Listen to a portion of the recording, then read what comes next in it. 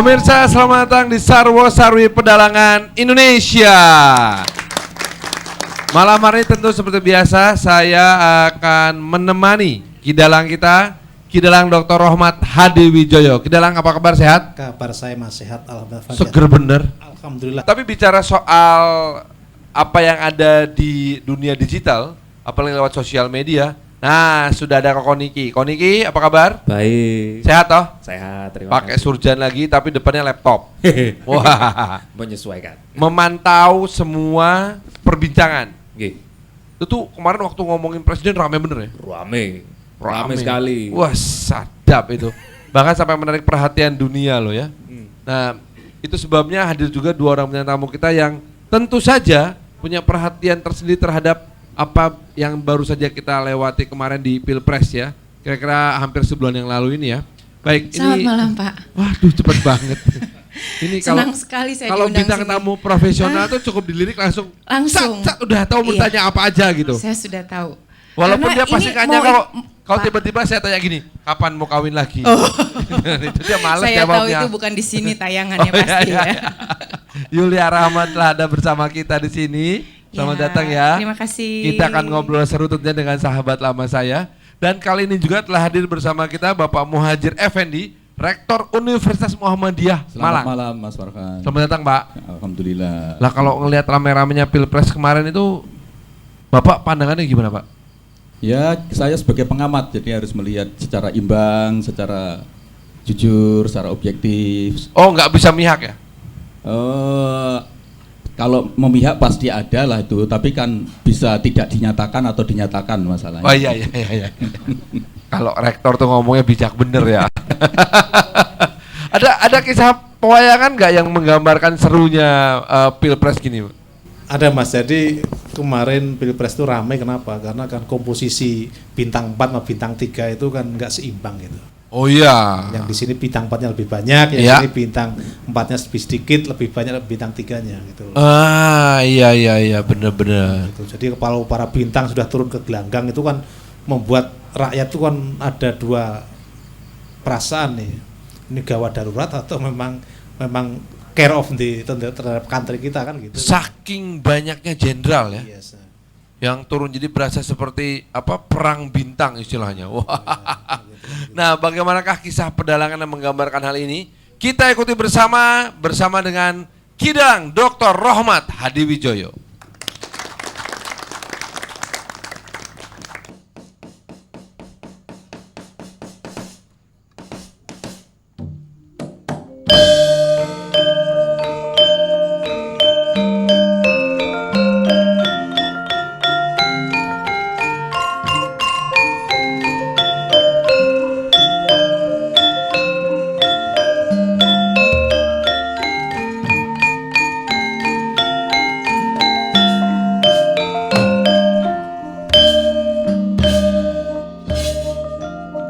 Amor wani pagelaran puniki sarwa sarwi pedalangan TVRI Kirahmat Hadiwijaya kang ada pelakon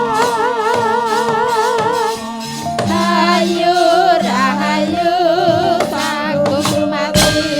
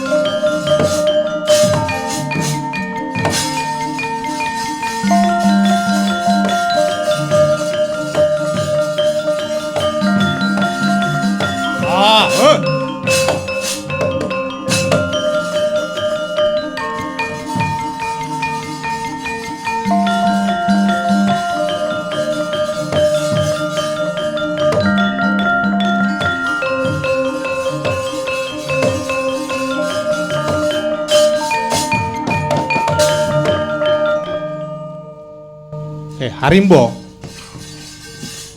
Kula Raden Patih Haryo Suman.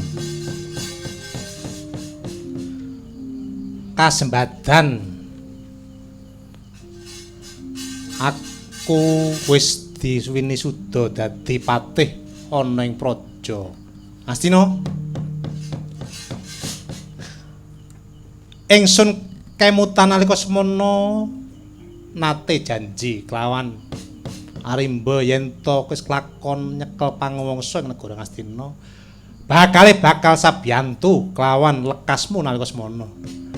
Inggih Raden Patih menawi mekaten sameneika wakenci sampun prayogi kula inggih kepengin dados nyepeng panguwasa ing pringgondane ayo aja kesuwen.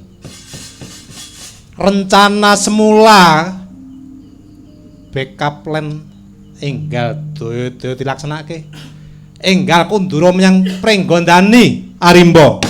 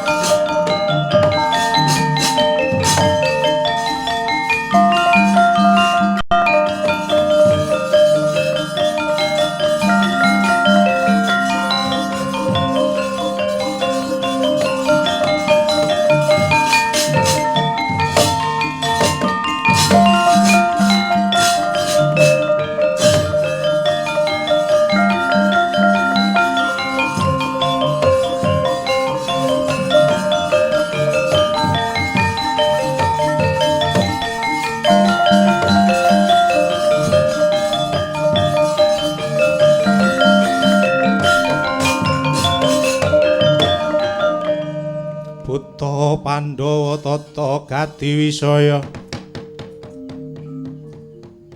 Indriyaksa Sara Maruta Bana Margana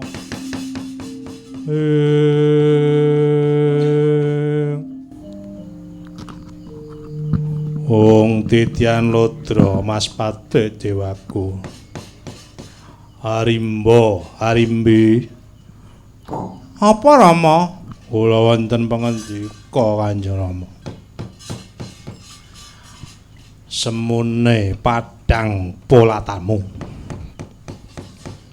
Iya Rama, perang wis rampung.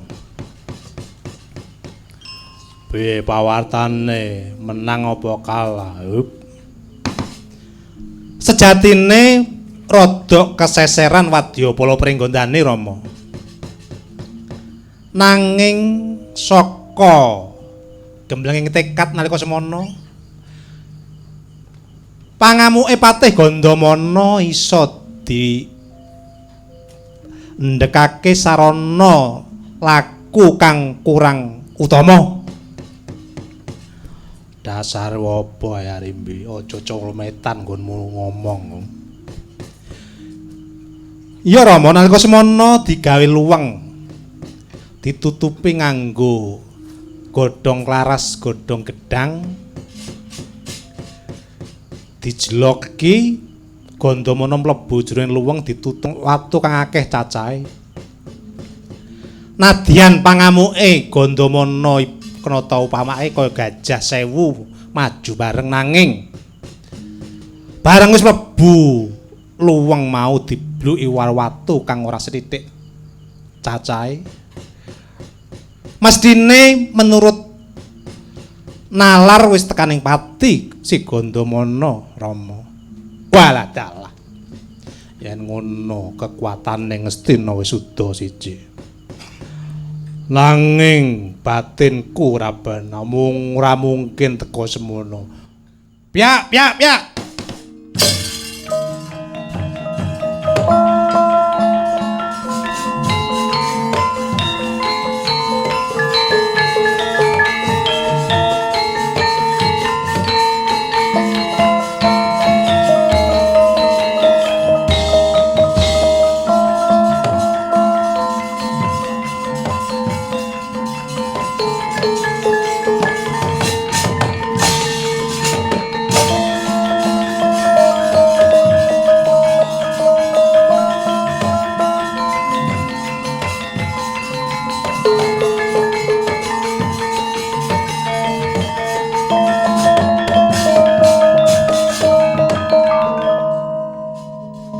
Brojo dentol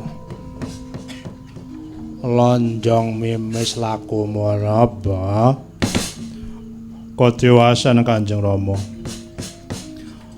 Wonten parang muka yang mlebet wonten ing praja pringgondane Rama. Eling-eling kowe buta goblok ya kok dapuramu. Ngerti ana parang muka kenapa ora tau ndurake arep. Menika sanes wadya limrah nanging nata agung ing negari Astina Prabu Pandhu Dewanata Kanjeng Rama. Kagiat risang kabirangu rinangkul kinempet kempet wong dosang retnaning bawana dosang retnaning bawana dosang retnaning bawana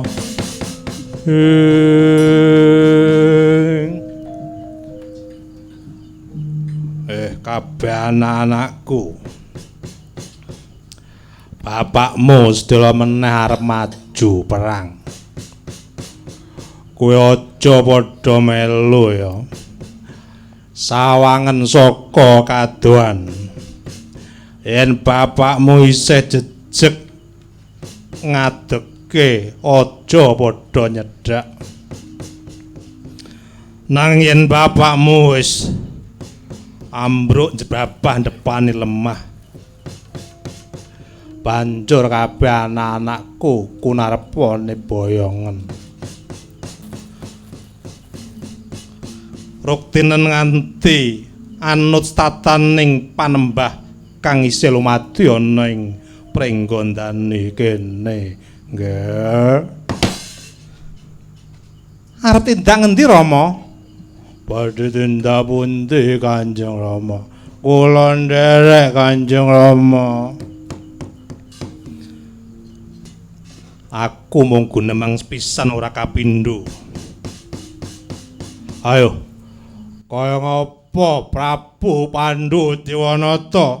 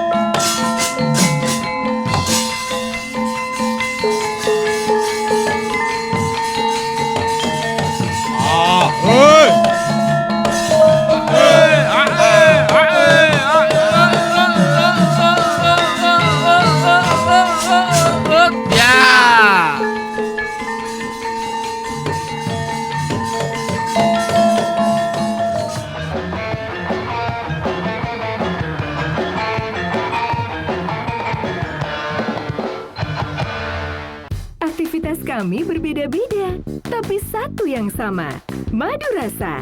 Nikmat untuk makanan dan minuman.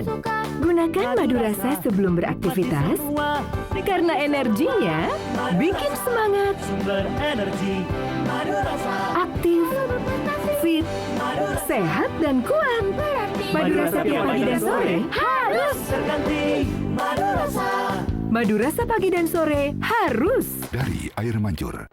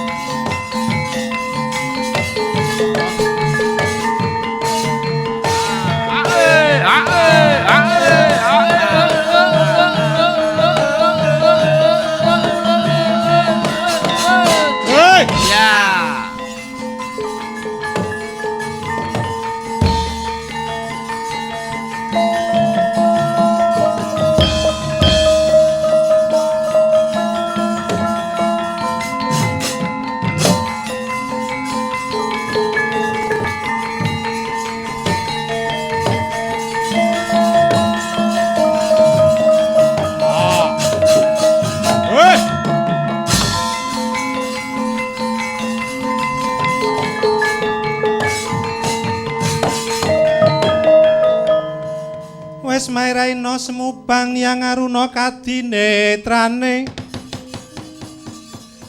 anggo rapuh sabdaning kukila wong rengkani kara saged tur pepetoke ngayam ana Pepetoke ngayam ana wis meh bangun gagat raina.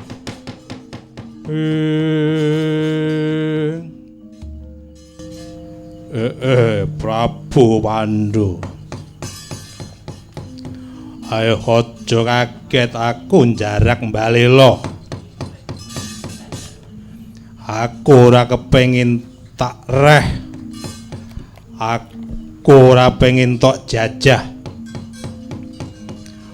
Upamane kowe ana nesu ora jeneng mokal. Amarga tak cengkah wewenangmu. Kala Trembaka. Ing atase sira ratu jebul licik temen nalarmu. Jebule kesaguanmu nalika semono ora nyata. Jebul nggonmu sesedokan nyembah marang panjenengan ingsun. Jebul kanggo sarana nggonmu gempur ngestina. Ayo pancen iya. Aku mungsuh wadya cilik-cilik ora ana gunane Pandu. Kepethuk kowe wis seneng jare. Ayo padha bebarengan ngungalake dada. Ayo Pandu utawa Trembaka sing mati parab. Trembaka tumenga ngangkasa sambata wong tuamu lanang. Tumungkula Pertiwi sambata ibumu Ibu Pertiwi. Ayo tak untapke marang kayangane Sang Hyang Yama. Ayo maju bareng.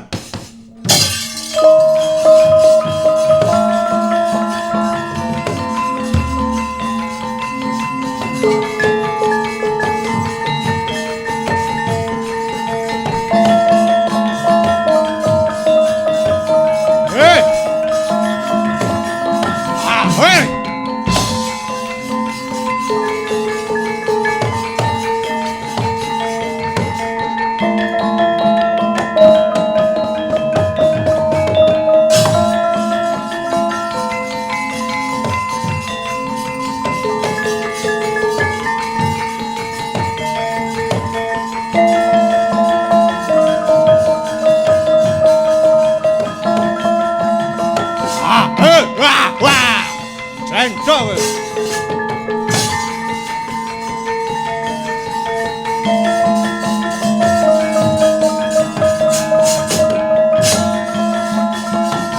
Hei. Ah. Oh, hei. Waduh. Hei. Ah. Ah. Wah. Ah. Wah, iya. Wah, iya. Ah. Hei. Wah, iya.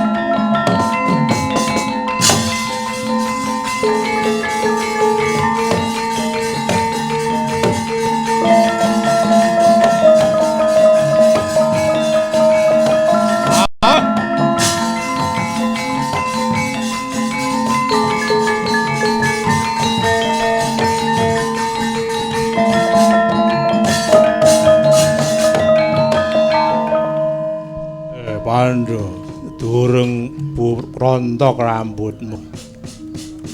Kowe ngono curiga. Oh, sing duwe curiga monggo. Ayo, kala nadah bakal ngeterake kasuwarganmu, Pandhu.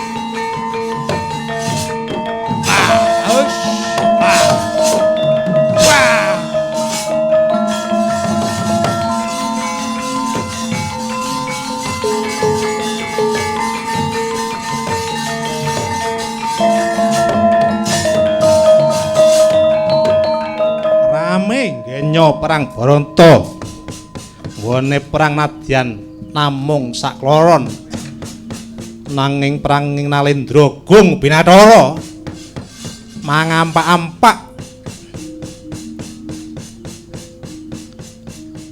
tusuk tinusuk perang toya perang pusaka nalika semana kocap pusakane Prabu Pandhu nginging jajane Prabu Trembaka bedah utah Kang Ludira Drepapah depane lemah sang Prabu Trembaka gumejeng lakak-lakak Prabu Pandhu Dewanata gyaning gati jumangkah mungguh ngayun bakal nuwek jajane Prabu Trembaka nanging datan wonten sangkan paraning jemadi pusaka kala nadah ingkang dipun cepeng Prabu Trembaka tasih ngececeng wonten ngandhaping suku prayitna kurang prayitna Prabu Pandhu senjata pusaka kala nadah ngingi ngampeane Prabu Pandhu dados royongan.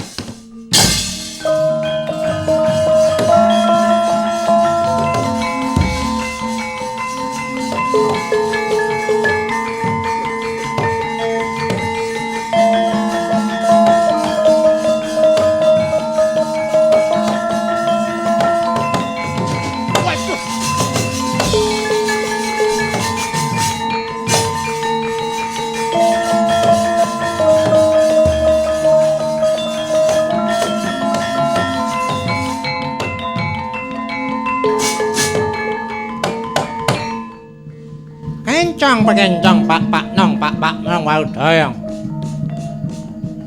Iki perang gede, perang pamuksa. Ya ki perange wong loro, Nalendra Gung Pinatara. Ya iki sebabe amarga diadu domba kelawan para pembantu-pembantune. Arimba kelawan Suman. Mula dadi pemali sing ati-ati. Yen duwe nayaka aja seneng adu domba.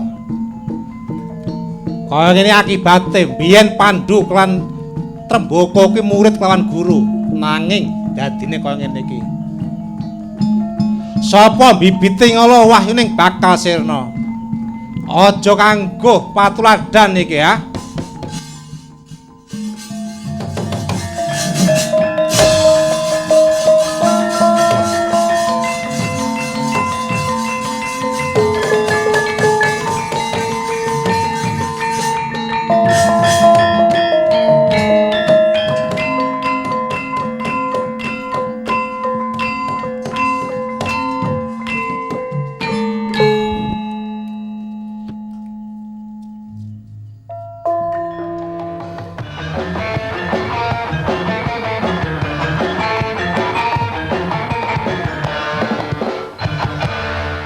Aktivitas kami berbeda-beda, tapi satu yang sama.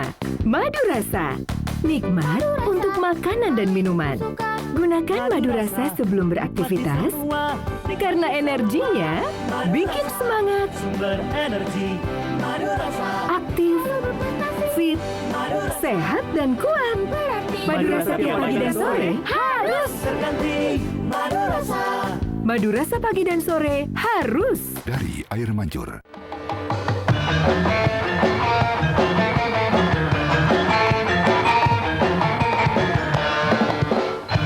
Nah pemirsa, kembali kita bersama-sama di Sarwo Sarwi Pedalangan Indonesia.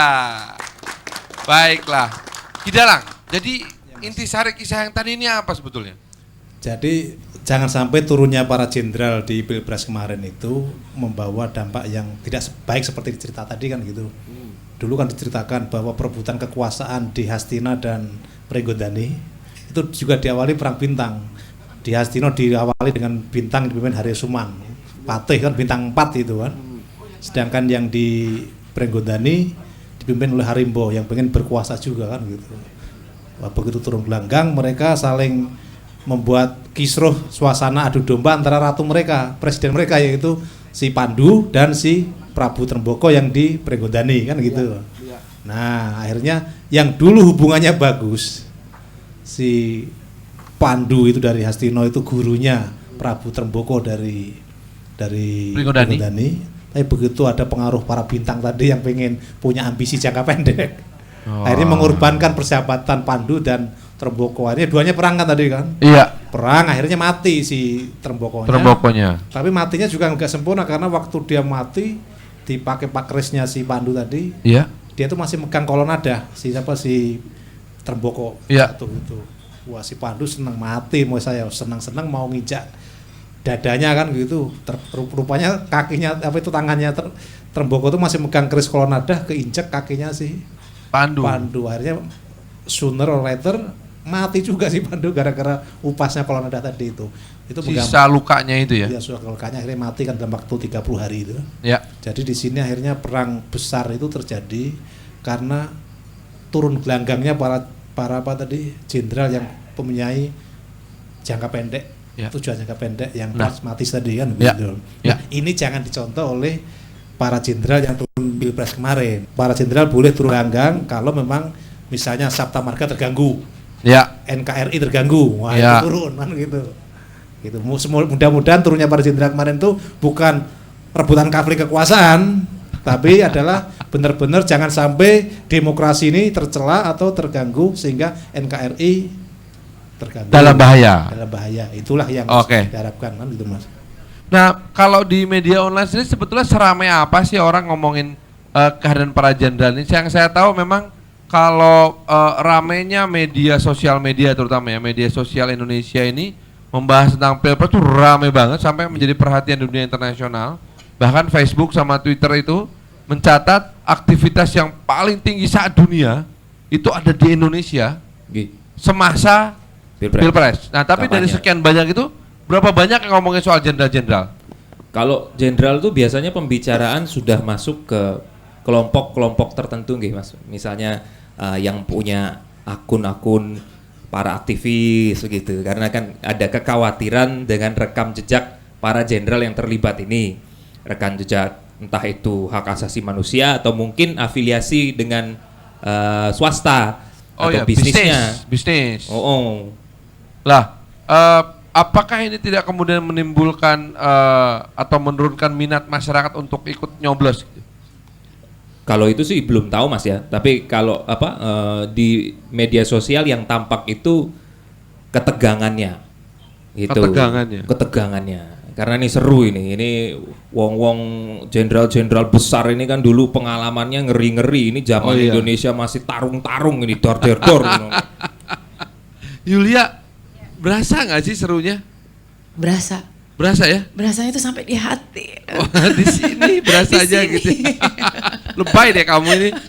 Cuman kalau yang kamu rasakan sendiri, ya kita ini kan sama-sama sebagai orang awam yang menggunakan hak kita dalam berdemokrasi gitu. Apa yang kamu rasakan dengan Pilpres di tahun 2014 ini? Sebenarnya lebih kepada banyak pertanyaan gitu loh. Apa sih sebenarnya yang sedang dicari?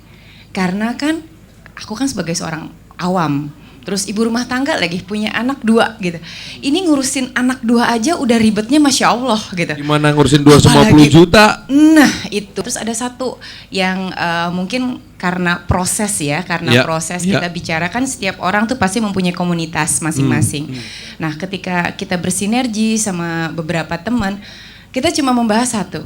Zaman dulu Sayyidina Ali itu dia ketika melihat kotoran unta, dia itu nangisnya luar biasa. Karena apa? Dia nangis melihat kotoran unta tuh sampai nangisnya terseguk-seguk. Terus ditanya oleh sahabat, kenapa sampai menangis seperti itu? Sayyidina Ali berkata bahwa saya lebih baik jadi kotoran unta, tidak ada pertanggungjawaban. Berat, jadi Sayyidina Ali ini berat sekali. Jadi khalifah itu berat. Nah, gitu loh. Jadi kan kalau kita switch, kita korelasikan dengan sekarang yang orang tuh dengan enaknya rebutan gitu. Nggak mikir ya, ada pertanggungjawaban yang sangat luar biasa. Tapi kan kita perlu. Tapi kan kondisinya kalau ini sudah mulai agak sedikit lebay. Kan semuanya serba Itu terbuka. Pandangan Kan yang terbuka, saya suka. Iya. Saya tandain dulu ya, agak sedikit lebay ya. Iya. Coba kita tanya pada Pak Muhadjir. Pak Muhadjir, memang udah selebay itu ya? Karena saya ingat kalau 2004-2009 tuh jenderal-jenderal semua malu-malu gitu mau ikut campur. Relatif ya, itu Iya. lebay atau biasa-biasa saja. Untuk mereka yang sudah tahu bagaimana tentara kalau perang ya itu sebetulnya jauh dari serem lah gitu. Oh, jauh dari serem ya? Dari serem. Tapi Apa yang terjadi sekarang ini nggak serem banget? Tapi untuk ukuran Mbak Julia atau yang lain mungkin wah luar biasa, ini mengerikan sekali. Iya. Relatif. Nah, saya sebetulnya tidak ingin melihat bagaimana istilah perang bintang itu, tapi Iya. yang lebih penting sebenarnya kita lihat makna di balik. Oke. Di balik keterlibatan para petinggi atau mantan petinggi militer di dalam politik itu sebetulnya menurut saya apa yang telah terjadi selama Pilpres kemarin itu menunjukkan bahwa naluri politik para petinggi militer atau mantan petinggi militer itu sebetulnya masih melekat di dalam diri mereka. Walaupun sesuai dengan Undang-Undang nomor 34 tahun 2004 itu jelas ditetapkan bahwa TNI itu adalah netral dan tidak boleh terlibat di dalam politik praktis.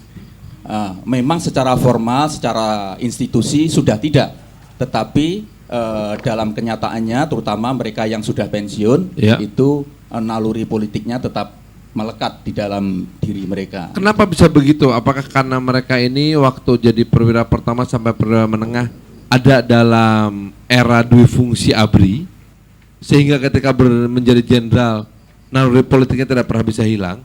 Ataukah ada hal lain justru karena sekarang sudah era demokrasi terbuka maka para jenderal ini bisa mengekspresikan hasrat politiknya? Betul Mas Farhan, pertanyaannya sangat cerdas itu. Wah, terima kasih Pak. Jadi Lo nanya sama rektor dipikirin dulu toh. ini tidak hanya soal soal dulu ada difungsi atau tidak, Iya. tapi sebetulnya berkaitan dengan falsafah kekuasaan. Falsafah kekuasaan. kekuasaan di Indonesia yang jadi memang kalau kita susuri dalam cerita pewayangan itu sebetulnya untuk masyarakat Indonesia khususnya masyarakat Jawa antara sebagai kesatria dengan penguasa itu tidak bisa dipisahkan, Nempel ya. menempel jadi satu. Siapapun yang kesatria itu pasti dia juga penguasa. Harus di penguasa. Penguasa. Misalnya saja kita lihat di dalam skenario kisah Mahabharata, misalnya kerajaan Amarta, itu kan terdiri dari beberapa kesatrian. Iya. Dan kata-kata kesatrian itu sampai sekarang masih dipakai. Kompleks militer itu disebut Kesatrian. kesatrian. Kesatriaan. Ya, itu. Nah itu kita lihat itu misalnya Amarta itu kan terdiri dari kesatrian-kesatrian. Iya. Jadi provinsi-provinsi Amarta itu juga dipimpin oleh para jenderal. Iya. Misalnya provinsi Jodipati, Iya. itu yang memimpin Werkudara. Heeh. Ya, kemudian Jodipati. ya Madukara, provinsi Madukara itu jenderalnya Arjuna. Iya. Kemudian Pringgodani itu jenderalnya Gatot-Kaca. Iya. Dan seterusnya. Jadi sebetulnya memang filsafat kekuasaan di Indonesia itu antara satrio dan rojo itu sebetulnya menyatu. Harus menyatu. Oke. Harus menyatu. Kita pada situ dulu, nanti kita akan lanjut lagi Ya. ke arah situ balik lagi. Saya pengen balik ke lebaynya ini. Jadi kalau menurut kamu, idaman kamu sendiri ya, Iya. itu sebetulnya pengen ngelihat pemimpin umat, bangsa, negara Indonesia itu karakternya kayak apa sih? Yang hangat, yang mengayomi, yang memberikan rasa tenang. Karena kan itu panutan, itu kan Perlu contoh. kampanye nggak? Kampanye perlu karena Tapi ya itu pada porsinya aja udah. kamu kan punya 2 orang anak, Iya, satu anak perempuan, satu anak laki. satu anak laki. Iya. Kamu tentu punya tanggung jawab untuk memimpin dan membentuk karakter mereka. Betul. Berat nggak? Sangat berat. Nah, saya aja memimpin mereka cuma bilang gini, saya nggak bisa memberikan dia, kamu nanti harus begini. Jadi nanti kalau setelah besar kamu nggak bisa. Nggak Tapi sekedar apa yang dikasih saya tahu lakukan? langsung nurut. Nggak bisa. Tapi apa yang harus saya lakukan? Saya harus memberi contoh. Jadi hal yang kecil, saya nggak mungkin bisa, kamu sholat. Sementara sayanya nggak sholat. Jadi minimal saya sholat. Ketika saya sholat pun saya nggak mungkin bilang, kamu sholat yuk sama bunda. Enggak, bunda mau sholat. Iya, kamu mau ikut nggak? Atau Gitu. bilang ke anak, kamu jangan bohong ya. Iya, Iya. Pak. Nggak lama ada telepon, kring. Halo, Iya. Pak, ada yang nyari? Bilangin Bilang nggak ada. Nah, itu simple kan? Itu terekam loh sama. Baru ngajarin jangan bohong, tapi udah diajarin bohong juga. Nah, apalagi jadi seorang pemimpin negara, pemimpin umat, pemimpin bangsa. Iya. Berat sekali. Nah, bagaimanakah sebetulnya karakter mereka-mereka yang ada di ujung kekuasaan ini sehingga cukup mampu untuk menanggung beban tanggung jawab segitu besarnya? Apakah keuntungan itu lebih banyak untuk bangsa yang dipimpin atau justru untuk para pemimpinnya? Coba kita bahas nanti setelah jeda berikut ini, masih di Sarwa Sarwi Pedalangan Indonesia. Jangan kemana-mana.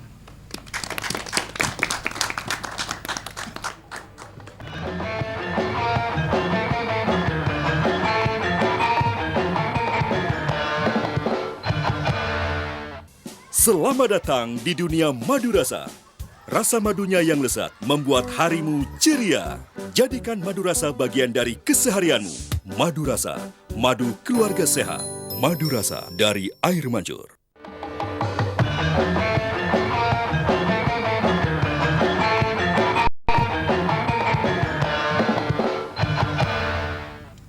Pemirsa, kembali kita berada di Sarwa Sarwi Pedalangan Indonesia.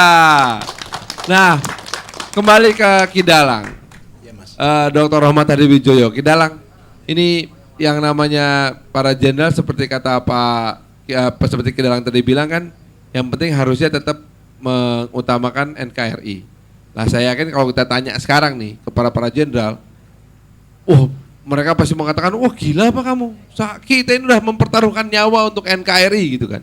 Ideologinya nggak mungkin berbeda. Tapi mengapa sampai ada perseteruan yang begitu kuat? Ya seperti kata Pak Muhadjir Effendi tadi mengenai filsafah kekuasaan tadi. Jadi permasalahan para jenderal dan satria itu kalau di wayang itu sama, 3 intinya, yaitu 1 kalau nggak rebutan kekuasaan, yang kedua ada rebutan mohon maaf wanita, yang ketiga adalah harta. Oh, Itu kalau di wayang loh ini loh. iya di wayang. Wayang loh. Ya. Jadi Tapi wayang ini cerminan loh, nah jadi 3 itu menjadi patokan. Jadi maka disebut jangka pendek atau jangka panjang kan gitu. Di antara 3 yang jangka pendek, yang jangka panjang mana ya? Ya kita bagi sendiri kan gitu. Kan gitu. Ya. Jadi maka waktu itu zamannya Orde Baru Pak Harto memberikan dwifungsi doktrin, dwifungsi ABRI tadi kan Ya, begitu. betul. Jadi dwifungsi itu ABRI bisa sebagai stabilisator maupun dinamisator. Iya. Sebagai apa itu Tentara dan ataupun juga sebagai politisi. kan begitu. Ya. Kalau di media online sendiri ya, itu seperti apa sih suara masyarakat terhadap kehadiran para jenderal ini? Karena saya sih merasa masih banyak kita ini yang berharap bahwa pemimpin kita ini punya latar belakang militer atau paling tidak ada kepercayaan bahwa pemimpin bangsa yang tidak di backup oleh militer itu nggak akan kuat kepemimpinannya. Nah kalau soal itu susah untuk diterka Mas, karena kan itu bawah sadar mungkin ya levelnya. Tapi kalau di media sosial sendiri sekarang justru malah sudah jadi polemik. Jadi banyak masyarakat media sosial yang mempertanyakan keterlibatan Jenderal A atau Jenderal B gitu di dalam kepemerintahan presiden terpilih begitu kan ya. Tapi memang harus diakui di media sosial tingkat kritisnya itu meningkat gitu loh. Tidak seperti dulu-dulu. Mungkin juga karena media sosial sudah mulai matang sekarang ya. Kalau sekarang kelihatan sekali cepat sekali itu nyebar kemana-mana itu kritis tentang masalah ini. Walaupun saya masih sangat menikmati media sosial yang lebih banyak menampilkan makanan yang siap saji sebelum disantap ya kan, ya kan, sama hashtag EA gitu ya, tetap saya lebih menikmati itu gimana pun juga. Oke, terima kasih Ko Niki. Coba saya ingin kembali lagi ke Teh Yulia. Teh Yulia, jadi Anda sendiri kan menjadi seorang pemimpin rumah tangga sekarang ini kan bukan atas pilihan ya, Betul. atas kondisi ya sudah mau apa lagi gitu Ya. kan, harus Anda hadapi gitu. Nah, apa pembelajaran yang Anda rasakan sendiri ketika Anda menjadi seorang pemimpin? Simple sih, keyakinan menentukan sikap. Keyakinan menentukan sikap. Ya. Yakin dulu apa sikap dulu? Oh yakin dulu. Yakin dulu. Yakin, karena Apa yang dengan Anda kita yakini? melakukan segala sesuatu dengan penuh keyakinan, sikap kita tuh akan keluar dengan sendirinya. Kalau kondisinya adalah kita bersikap dulu karena kita ingin itu punya kepentingan, misalkan saya ingin dihargai oleh anak saya, berarti saya depan anak saya harus jaga image, bicara saya tata gitu. Itu tidak akan bertahan lama. Akhirnya anak akan melihat bahwa ini bundanya drama queen ya, gitu. Tapi ketika saya yakin bahwa saya sebagai seorang ibu, saya juga sebagai seorang ayah untuk mereka, gitu. Saya punya tanggung jawab. Saya harus membuat mereka menjadi seseorang yang betul-betul dapat dipertanggungjawabkan ketika nanti mereka dewasa. Nah, itu keyakinan-keyakinan yang saya harus terus tanamkan ke diri saya Dan jaga ya. dan saya jaga Ya. gitu loh. Baik. Kalau gitu saya ingin ke Pak Muhadjir, kembali ke pernyataan Pak Muhadjir tadi bahwa ketika seorang perwira tinggi gitu, Iya. menempel kepadanya dalam tanda kutip sih jatah kekuasaan gitu, dan mau nggak mau harus memanfaatkan jadinya kan, Iya. percuma jadi jenderal kalau nggak tidak bisa memanfaatkan Iya, kekuasaan iya, gitu iya, kan. iya. Itu kan kembali ke pertanyaan masalah keyakinan dan sikap. Iya. Akhirnya membentuk karakter itu sendiri. Iya. Nah, sejarahnya seperti apa perkembangannya sekarang? Dan bagaimana sebetulnya perkembangan dari filosofi kekuasaan itu sendiri? Ya, jadi ada penulis tentang Indonesianis yang sangat Ya. terkenal Mas Warkan, namanya Benedict Anderson. Benedict Anderson, Ya, dia punya tulisan yang disebut berjudul Idea Power of the Japanese Culture. Jadi Idea Power of gagasan Japanese kekuasaan Culture. dalam budaya Jawa. Oke. Dan itulah yang kemudian memang sangat mewarnai pengaturan kekuasaan di Indonesia sampai sekarang ini. Tadi saya katakan bahwa misalnya hubungan antara tentara dengan kekuasaan yang melekat, itu kan kita lihat juga pergolakan-pergolakan di kerajaan-kerajaan di Indonesia khususnya Jawa, itu kan pasti ada satrio dari suatu daerah yang kemudian melakukan perlawanan terhadap pemerintahan pusat. Iya. Misalnya kisah Haryo Penangsang. Iya, itu benar. Ya, yang kemudian diperang dengan Joko Tingkir itu. Ya. Itu kan juga bentuk pemberontakan Haryo Penangsang ke pemerintah pusat. Dan belangkonnya dipakai sama Ki Dalang. Nah, itu Belangkon ya. Aryo Penangsang. Oh. Nah, itu belangkonnya Pak Rahmat itu ya. Karena Haryo Penangsang itu walaupun dianggap banyak yang menganggap pemberontak, tapi banyak yang mengidolakan ya. Iya. Karena itu manten Jawa itu kan kerisnya disangkurungi bunga itu. Iya. Itu kan kerisnya Haryo Penangsang ketika dia ditombak oleh Joko Tingkir, kemudian Iya. ususnya brondoli disampirkan ke kerisnya. Oh, Nah, itu lambang. Berarti kalau jadi manten diberi bunga itu kerisnya itu biar dia perkasa dan tak punya tanggung jawab membela keluarga seperti Haryo Penangsang. Kiasan. Ya, Kalau Haryo Penangsang tuh masih perang. brodol ususnya dililit ke kerisnya. Ya. Kalau ini kiasannya pakai bunga sedap malam ya, melati itu. Karena nggak mungkin ususnya manten brondol kemudian ditaruhkan di keris kan. Jadi itu jadi selesai dong Pak pesta kawinannya. Jadi sebetulnya Mas karena itu dengan adanya undang-undang TNI yang mendefinisikan bahwa TNI itu dulu namanya TNI itu kan tentara pejuang, ya. Tentara rakyat, ya. Tentara nasional, kemudian ditambah tentara profesional. Ya. Kemudian tentara profesional itu didefinisikan tidak boleh berpolitik praktis. Ya. Kemudian para jenderal ini nggak punya ruangan yang cukup untuk bermain politik. Akhirnya setelah pensiun atau mempensiunkan diri, kemudian baru gabung di kekuatan-kekuatan politik. Jadi tentu saja tadi Mbak Yulia bagus sekali tentang masalah keyakinan dan sikap ya. Ya. Nah, kita juga bisa membedakan antara visi dan strategi. Visinya sama tentang Sabta Margais. Jenderal-jenderal mantan jenderal itu semua Sabta Margais. Ya. Karena jenderal itu nggak kenal pensiun. Ya. Walaupun sudah purnawirawan tapi sebetulnya dia tetap jenderal. Betul. Dia tetap dipanggil jenderal. Ya. Nah, itu karena itu tentu saja visinya tetap tentang NKRI tetap. Tetapi kan persoalannya kemudian strategi lewat mana, jalannya sih jalan apa. Lah itulah kemudian bisa menimbulkan perbedaan itu pada level taktis dan strategis. Tapi kalau soal visi tentang cita-cita Indonesia ke depan dan seterusnya mereka saya kira masih yakin. Kita nggak perlu khawatir para jenderal ini akan membawa Indonesia ke arah yang ngaco. Ya. Tapi mungkin strateginya beda-beda. Jalan yang ditempuh, itu jalan yang ditempuh untuk menuju itu bisa. Kalau pakai bahasanya Mbak Yulia tadi, Teh Yulia tadi, keyakinannya sama semua. Ya. Sikapnya yang beda-beda. Bisa sikapnya bisa berbeda. Ya. Apakah para pemimpin kita sekarang ini masih berasa amanah nggak buat kamu? Buat kamu aja ini sih. Susah sih kalau mau bilang kita mau bicara masalah amanah aja, bagiannya banyak dari sudut pandang mana amanah itu. Secara umum gitu. Lah, kamu sebagai warga negara Indonesia bahagia nggak? Enggak ya? Enggak, banyak sekarang mah pemimpin-pemimpin dari mulai yang bawah sampai yang atas awalnya terkesan amanah gitu. Pada realisasinya Aminah. Ya maaf kan saya sih orang awam ibu rumah tangga, saya sih jujur bisa apa ngomong adanya, begitu bisa ya? ngomong begitu aja. Gitu loh. Buat saya kan yang penting adalah harga cabai, bawang, telur di pasar stabil, itu yang penting. Itu yang susah penting. Mas jadi single parent Mas. Jadi makanya saya tuh pingin banget mendapatkan Ya, di sini ya tempatnya. ini wawancara ya, bukan buat curhat. Oh bukan. Oke, Kidalang. Iya Mas. Suara rakyat kan 80%, 90% seperti Teh Yulia ini loh. Iya betul. Tuh, para sinden ngaku-ngaku katanya.